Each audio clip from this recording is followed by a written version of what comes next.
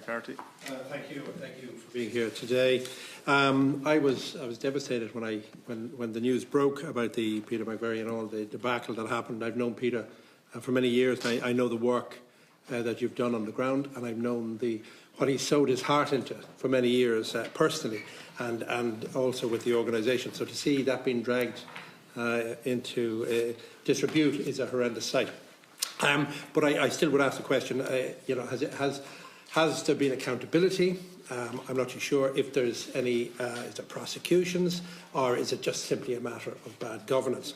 I just want to ask you. You mentioned about the Housing First model, and Deputy O'Brien mentioned about how fundraising, how the pricing of the Housing First model seems to undercut a lot of competitors by far. And then you mentioned, Tony, about 30% of your services are based on fundraising. Okay, 30% of your income is fundraising. So I'm just wondering, when you're budgeting for the likes of Housing First, is fundraising a part of that? Could I answer that? Certainly.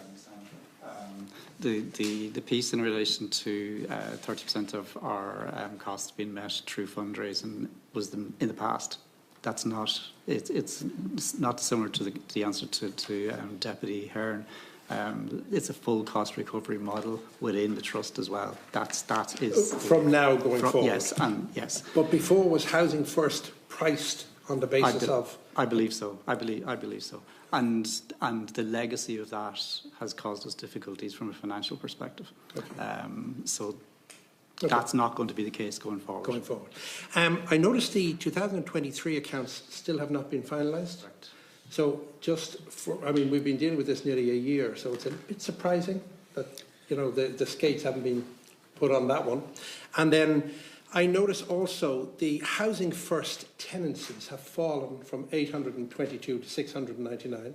The homeless emergency numbers, etc., have gone up. So the crisis is getting worse, but yet the Housing First tenancies have decreased. So I'm a little bit worried about that because, the wraparound supports, etc.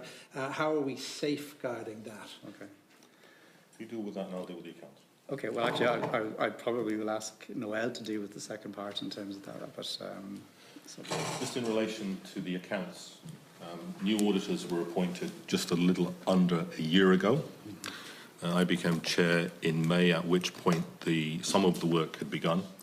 But I'll be completely honest with you, it became apparent that we needed to go back to first principles in terms of the asset register of the organisation, that is to say the properties and so on. While that was already identified as an area of concern in the regulatory reports, the lengths that we've had to go to have been somewhat extraordinary. Like, I used to be the accounting officer of the HSE, and this has been by far the most difficult audit I've ever been involved in, which is saying something. So we've had to go right back to original source documentation in order to develop an asset register that can be the basis of a comprehensive set of audited accounts.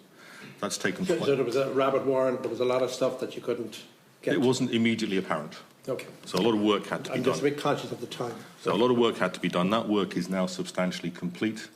I've been advised by our auditors that we can expect to be in a position to be looking at draft accounts and therefore finalising our governance approach to them in the second half of October.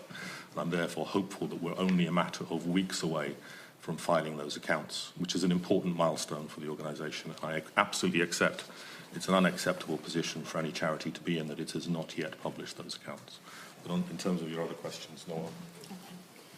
In relation to Housing First, I suppose it is noteworthy that at any given time we do have tenancy breakdowns, and ultimately that does reduce the overall number of tenancies at any given time, which we report on month. It is important to note that as part of the tenancy breakdowns, that does include individuals who have unfortunately passed away within their tenancy, and it also includes tenancy breakdowns associated with antisocial behaviour and otherwise. Within the remit of Housing First collectively, we do also work with an ageing cohort. So we do have individuals who may have started off within a tenancy. However, their needs have changed, and ultimately it may require them to be, to progress to further stability, stable, long-term supported accommodation. Another factor that has impacted the overall tenancy numbers, and without a doubt the need remains very present in terms of the provision of tenancies under the Housing First model. In October of 2024, we had ceased intake, as in we had been advised to put the creation of new tenancies on hold because we were in the tender process. Peter McVerry Trust would have been responsible for delivering on the intake component of Housing First, which is a specific stream that supports individuals from the point of where they may be engaged in rough sleeping right up until the point in which they enter their home. So as a result of not creating additional tenancies, I would assume that the numbers are obviously reflecting that. Thank you. Thank you, Senator.